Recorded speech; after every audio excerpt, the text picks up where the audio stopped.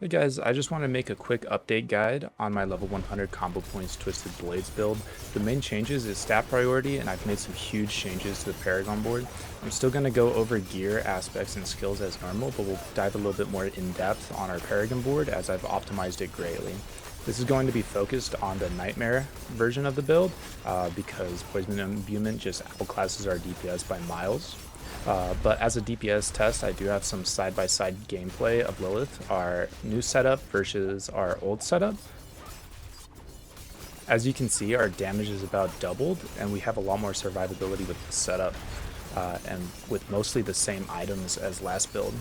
Also, the Poison Imbuement Nightmare build is coming. I'm trying to just get a few more gear pieces to put the build together, planning on getting it out in a few days. So we're just going to quickly go over the gear and the changes to the stat priority. I do want to note that I don't have perfect gear, and the images I'm using is just what current gear I have. For our helmet, we want life, armor, cooldown, and dex with the aspect of might. If you need intelligence or strength to hit some Paragon thresholds, go for those or all stat. We do have some changes to our chest plate. You want life, damage reduction from close, damage reduction and armor percent with the aspect disobedience. Armor percent isn't as important as when we get to higher tier dungeons. The armor scaling for our percent reduction to physical damage lowers as the level gap increases between us and the mobs. For our gloves, get ranks to Twisted Blades, crit chance, attack speed, and your fourth roll can either be dex, all stat, or lucky hit chance. For our pants, we are still using temerities. If you don't have temerity, get pants with life, damage reduction from close, and ranks to Dark Shroud with the enshrouding aspect. I use temerity for the damage increase, and it feels really nice when you're fighting poison mobs. But with the legendary pants, you will be far more tanky. For our boots, the best in slot will be the Penitent Greaves. It gives you a lot more damage.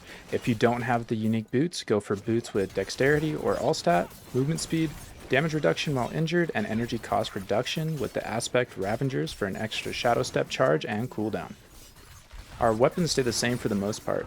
For your crossbow, get vulnerable damage, critical damage, core damage, and dexterity with the Blade Dancer's aspect. Your one-hand sword, go for high item power, critical damage, vulnerable damage, core damage, and dexterity.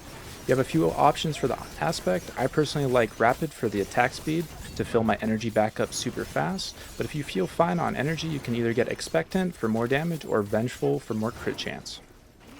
For our jewelry, on our amulet, we want dex percent, ranks to either malice or weapon mastery, cooldown reduction, and ideally damage reduction with the aspect conceded for the damage increase with temerity. If you are using the legendary pants, go ahead and place edge masters here. We don't need movement speed as we will be overcapped with Dark Shroud, combo points, and movement speed on crit in our skill tree. For our rings, you want to get critical chance, critical damage, and vulnerable damage. Your fourth roll, you have a lot of options here. If you really want to push, get life. If not, either get lucky hit chance or resource cost reduction. For one aspect, I personally prefer energizing, but you can sub energizing with umbrals, and for the other, put edge masters here. Your jewel sockets, you want to get topaz for your armor, skulls for your jewelry, and emerald for your weapons. So our skill tree will stay the exact same, except for our mastery skill.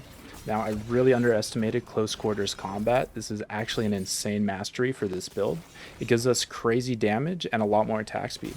However, if you are feeling squishy or are wanting to push higher tier dungeons, you can still go for momentum as the damage reduction and energy regen feels really nice. So onto our Paragon board. As you can see, it looks completely different. I do want to apologize to everyone that respect their boards from last build guide, as that's a lot of gold to do so, and I do feel bad about it. Now, the reason why we completely respect this is because of this legendary node right here, Tricks of the Trade. I overlooked this node, and I didn't realize how insane it was, giving our cutthroat skill 25% increased damage when we use our marksman skill. And because we are constantly swapping between puncture and twisted blades, this is an insane node to have, and I had to fit it into this build. On top of that, we have picked up a bunch more rare nodes throughout the board, and the pathing has been optimized greatly, and I don't think that there's anything else I could change to this board to make it better. And as always, I will have a link to the D4 builds down in the description where you can look and follow the Paragon board, the skill tree, and the gears and skills. And with that, we sum up this updated build guide. As I mentioned earlier, the Poison Imbued dungeon build is on its way, so if you enjoyed this guide and want to see the endgame Poison build, make sure to leave a like and subscribe. That's it for now. Have fun and take care.